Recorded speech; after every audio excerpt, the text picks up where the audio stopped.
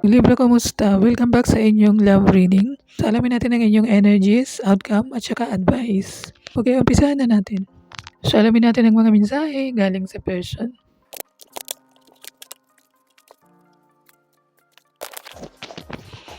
Okay, Libra, meron tayong life is more beautiful with you in it. So, kayo lang po, napakaganda daw ng buhay pag kasama ka. I love everything about you, from your wonderful mind to your kind heart. Kumbaga, mahal ka inside and out. You're my forever and always. Meron din po tayong maling akala. Meron din tayo, sana ay masaya ka. Ano kayo, may naghiwalay? Tsaka, your love is my greatest gift. Alamin pa natin.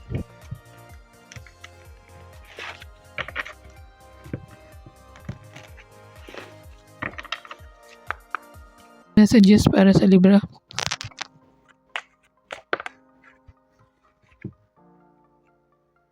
Meron tayong the world, accomplishment, bagong umpisa para sa ilan.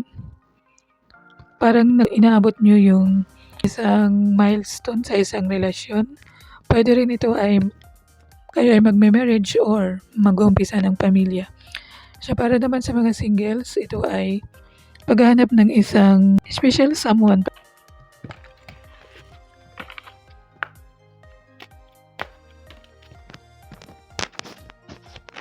Deception. So meron po nanlinlang or hindi nyo alam na ginagawa niya patalikod. Hindi naman po para sa inyong lahat.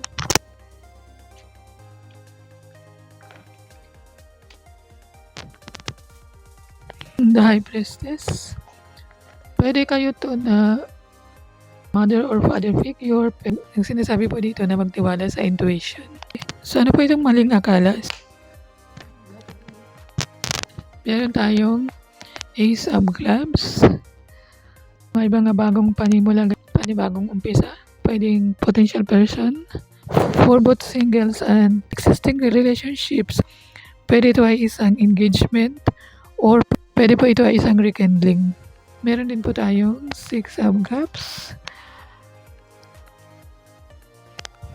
Pwede ito ay isang reunion ng iyong past lover or kaibigan. Pwede rin ito ay isang healing. Ngayon na lang umanap kung sino yan. Meron din po tayong Six of Clubs o nakadalawang six kayo. Celebration or lucky time para sa isang relationship. Halimbawa, gusto nyo magkaroon ng sariling pamilya. So ito daw po ay ang masinsinang uusap para sa inyong dalawa. So kung gusto nyo rin daw magkabahay, kailangan daw ay pag-usapan. Okay, meron din po tayong the temperance. Pagkakaroon ng balanse at saka yung pagkakaroon ng unity. Okay, alamin pa natin guys, anong mensahe ng tao na iniisip ng Libra.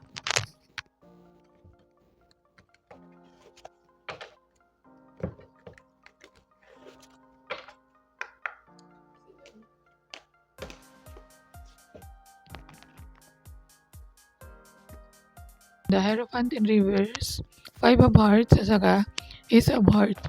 Ang ilan sa inyo ay asawa. So since naka-reverse, iba po yung paniniwala niya kaysa sa'yo. So parang nanlamig na siya. Pero mayroon din naman bagong umpisa. So, ikinasal kayo pero dahil sa iba ang relihiyon niya, so depende po kung ano talaga yung pinag-awayan. So ito siya kasi bagong beginning. So niya potential person. At saka ito si the world. Ito na rin po ay bagong umpisa. So move on na kayo sa nakaraan. Para sa ilan, ang tao nila ay immature. Ang kailangan po dito ay freedom. Nakadalawang 5 na po kayo eh. Changes at saka kailangan dito ng kalayaan. So pero ang ilan sa inyo malaya na kasi ito na eh. Yung kung tatanggapin nyo pa yung tao nyo dati. Meron tayong energy ni Taurus, Sagittarius, Cancer, Aquarius, Gemini, fire signs, water signs, at saka air signs. Sino po si Libra sa taong iniisip niya?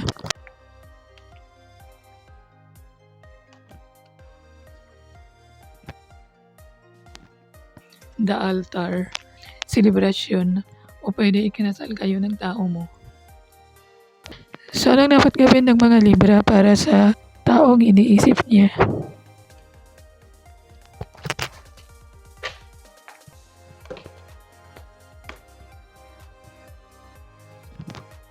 Guys, sabi po dito, level up. So 100% na iyong love advice.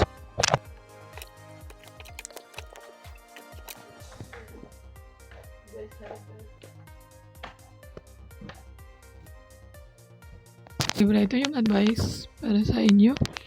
Deception. Someone is wearing a false self-mask in this relationship. O, nakadalawa na kayo guys. So, hindi nagpakatotoo. Meron din po tayong healing family issues. Your love life benefits as you forgive your parents. So, may heal lang po ang ilan. Tsaka, stay optimistic about your love life. Positive thinking and faith will bring you romance. Meron din po tayong it is safe for you to love. Open your heart to give and receive the highest energy of all. So maging open lang sa Libra, yun lang naman ang para sa inyo. Thank you for liking, subscribing, and commenting. Spread love and hate to anyone. I love you all. Thank you and God bless.